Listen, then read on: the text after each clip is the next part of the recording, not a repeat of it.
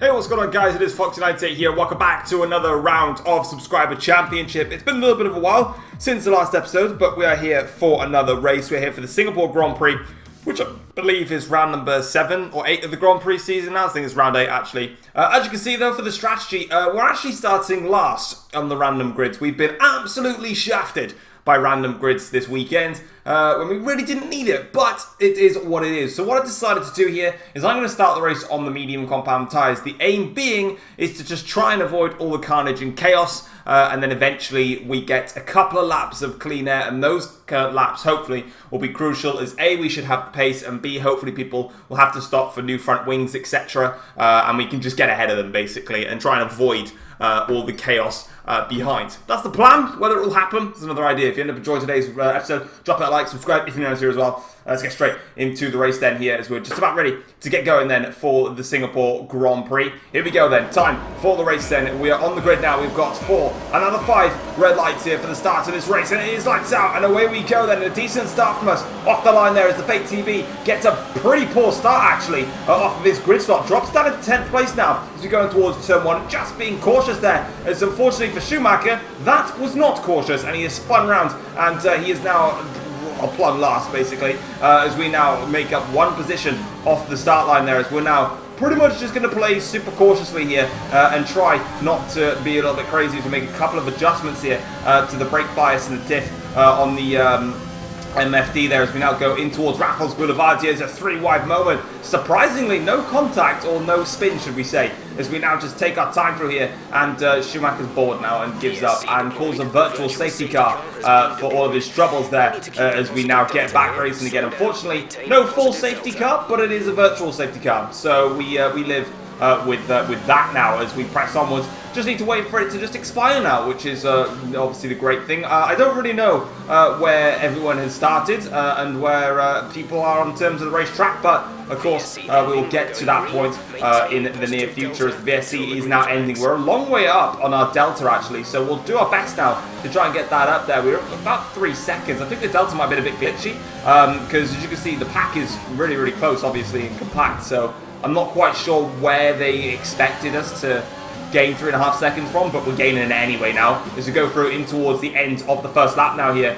Still in 10th place at the moment with, I believe, our championship rival DHLF1 guy in 3rd, I want to say, and there's a big scrap going on up ahead now in the lead of the race between the other Racing Point and the Williams, and then also DHLF1 guys. So obviously, unfortunately, in terms of track position, he's got a massive advantage on us, so we're just going to have to live with it. Of course, there have been races where he started at the back, so, you know, it is what it is. We do set the fastest final sector of anybody, but we are now on to lap 2 of this Grand Prix, and the premises for me, obviously, is damage limitation, starting this far back, and as you can see, all the carnage and chaos in front of us now, as we try and see if we can, well, negotiate our way through. Bit of a bold statement, that one, because it's probably not going to happen, but we'll just give it our best shot nonetheless. So now as we go on to the back straight here, Fake TV gets alongside Lion now as they go in towards Raffles here. Let's see if he can get around the outside of Lion. He might just do so actually, as we now try and have a little look here, but unfortunately for Con though, it's not all going to go to plan as he spins around there and drops himself to the back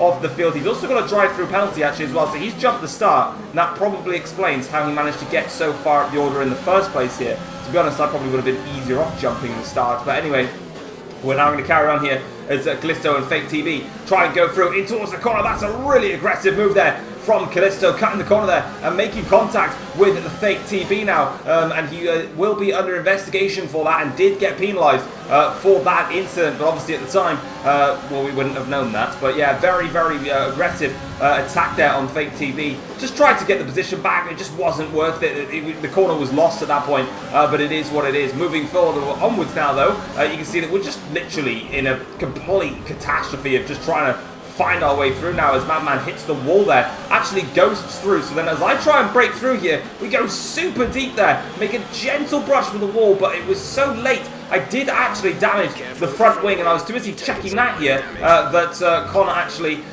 takes to the escape road in order to take the position away from us there, as he now tries to get onto the back of Madman here. I mean, probably fair that Con has taken to the escape road, but if he'd literally not given the if he'd oh, that's a bit of contact there between the pair of them, and it means that it's another position gained for Con off the circuit. So yeah, I mean, I technically had the corner, so a bit strange that he'd taken the position as... I don't know what Madman's even trying to do there at that point, to be honest. Lap 4 of the Grand Prix, though, Fake TV and Wavy Knife are going for a little bit of a scrap as the two of them get very, very aggressive through there. It seems the driving standards have dropped dramatically now as well. I've also dropped my own driving standards because I've just driven into the back of the Fake TV. I honestly thought he would have broken so much later than what he did. I was actually really surprised that he broke that early. But at the end of the day, that's a lack of concentration on my behalf because I should have known that there was a potential for maybe someone to break earlier than what I do into a corner. And as you can see now,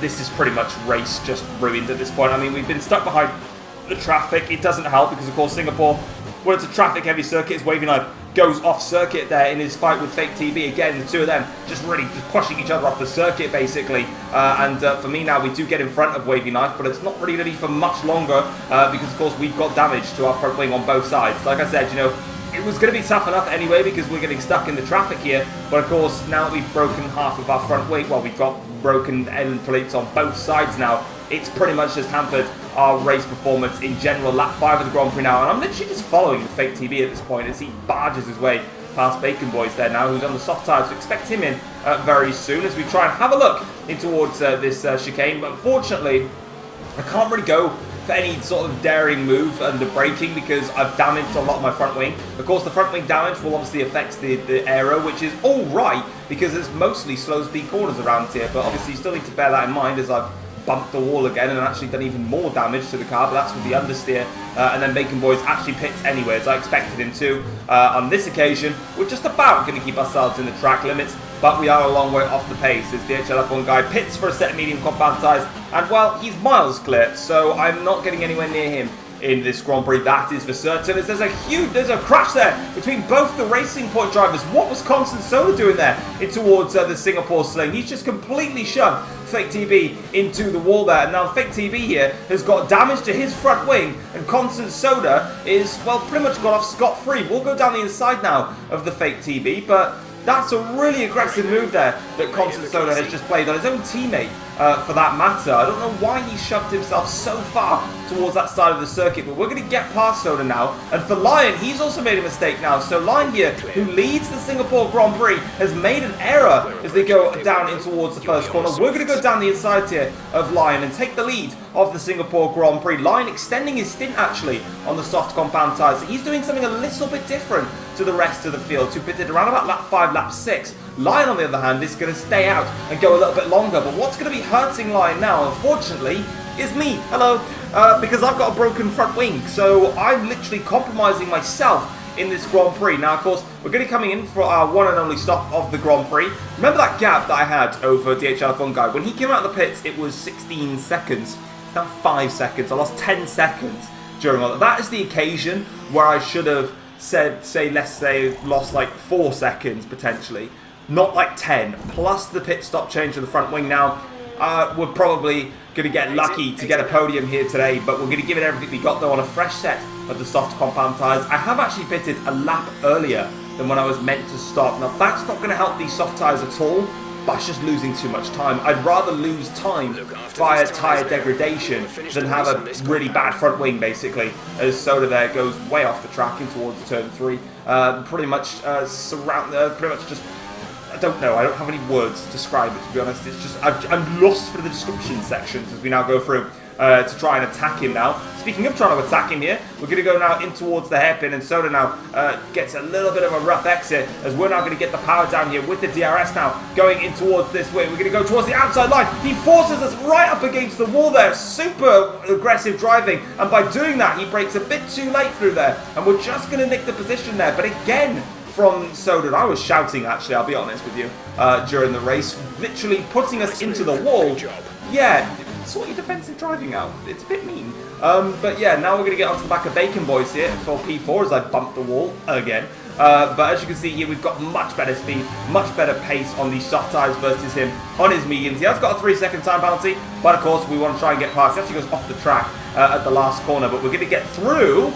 As look who's coming out of the pits then. So DHL F1 guy, who was in a world of his own in this race, has come out of the pit lane for a second time now on a new set of soft compound tyres. Now that's a very interesting call there. Now I can confirm that after speaking to him after the race on our Discord, where the sub-champ is all sorted, whilst he was racing on the medium compound tyres, he just constantly had issues with the mediums, and he ended up damaging his front wing, so he had to change his front wing in the pits. So that's a real shame for him. But the virtual safety car has come out because unfortunately Soda, after all of his mayhem, should we say, is now out of this session. And we've got Callisto now, who was in the lead, but is no longer in the lead. But lap 13 of the Grand Prix now, I think it's about time for DHL F1 guy to get past us. As you can see now, with the DRS here, he breezes past. He is on fresh soft tyres versus our worn soft compound tyres. So despite the fact he is our championship rival, I really would have liked to have tried to stay ahead of him. There's just nothing I can really do about it on that occasion. And it's one of those fights where you kind of have to think of championship, even though you're fighting your championship rival, because he's got fresh soft compound tyres. He was much quicker than me, but luckily for me, he didn't win the Grand Prix. It's Lion that wins the Grand Prix for Mercedes-Benz. Despite the error that he made earlier on, he extended his stint and did a great job on his soft tyres, came out on a set of mediums, and unlike, well, myself and DHL F1 guy, who both had issues on the mediums, bumping into the walls. I mean, mine was, one of them I went into the wall, and the other one I crashed into the back of the fake TV. Yeah, it was a GG. So congratulations to Lion, who wins. I think that's his first subscriber championship victory, actually. I don't think he's won before in sub champ, especially, I can't remember last season for Renault. I don't think he did. And obviously this season, driving for Mercedes-Benz, he picks up a win. Fair play, congratulations. He kept it all cool, did a different strategy, and it's paid off. So GG to him. And obviously GG as well to DHL F1 guy. Overtook us to claim second place. Also got the fastest lap as well, but it's fine. It is what it is. It happens, and we'll move on from that, heading further forward. So let's have a look though at the full race results and see where everybody did in fact line up after that. So we'll, I don't know why I'm not skipping the tiers and stuff. I genuinely don't care about the podium pass in the slightest, but whilst I actually take ages to skip through that, never mind, I do. There is the race results then. So Lion wins the race by 5.5 seconds over DHL F1 guy. We finish in third place after starting last, so we 100% take it. 7.3 seconds off the lead. Callisto finishes in fourth. Apparently his game froze as soon as the virtual safety car came out, and he was leading by about 4 seconds over Lion. So I feel really bad for him because yeah, I think he's had a lot of unlucky moments, should we say, in this season, to be put it bluntly. Looking at the Drivers' Championship, though, the gap now increases to 8 points between myself and DHL F1 guy after he picks up second place and the fastest lap. He pulls away by 4 points. Sam actually didn't make it to this race, so he stays in third anyway. Same with Hazard, he's in fourth. Callisto is fifth in the championship with 53 points, if I can speak properly. He still has a chance of getting third in the championship, but it's going to be tough for him. Fake TV is sixth in the championship with 35 points, tied with Con actually. Both got the same amount of points then, and we've got Wavy Knife on 31 points. Lion absolutely rockets up the table. He's now on 29 points after picking up victory, ahead of Tominator and Bacon Boys, who are both tied on 26 points. Then we've got Azzy on 24, and then Soda on 22. Madman has 9 points, Bell has got 4, and then we've got Wingman, who has got 2 points, and then no one else has any points. Looking at the Constructors' Championship, then you can see that, obviously, AlphaTauri do gain 4 points on us in the Constructors' Championship. However, AlphaTauri do need to outscore us by, if my maths is correct, 25 points in order to keep the Constructors' Championship rolling on to the final round. If they don't do that,